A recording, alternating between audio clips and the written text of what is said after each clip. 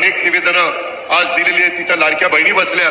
मला त्यांना सांगायचंय, कधी कधी आमच्याबद्दल गैरसमज विरोधक पसरवतात. लाडकी बहीण आम्ही दर महिन्याला तुम्हाला 1,500 रुपये देतो. त्याच्यामध्ये मी राज्याचा अर्थमंत्री म्हणून सांगतो, तुमचे जे लाभार्थी माझ्या लाडक्या बहिणी त्या योजनेमध्ये बसतात त्यांना ही योजना कदापि आम्ही बंद करणार नाही. ती आमच्या लाडक्या बहिणींच्या करताय, तुम्हाला त्याच्यातनं मदत होते. उलट आम्ही त्याच्यात नवीन प्रस्ताव आणलेला आहे. काही बँका पुढे आणलेल्या आहेत. नांदेड जिल्हा बँकेशी पण मी बोलीन. काही जिल्हा मध्यवर्ती सहकारी बँका चांगल्या आहेत, तिथं आमचे दर महिन्याला 1,500 रुपये त्या भगिनीला जातात.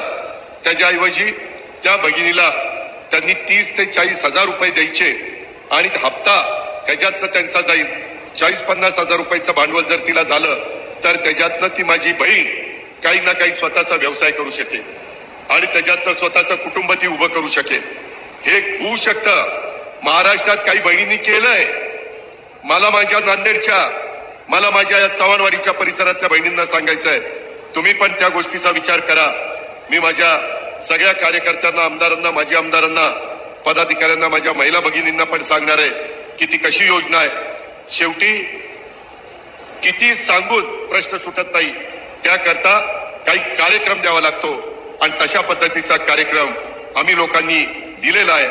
त्याचं स्वागत करून आपण त्याचा फायदा घेतला पाहिजे, अशा प्रकारची माझी आपल्याला सगळ्यांना विनंती आहे.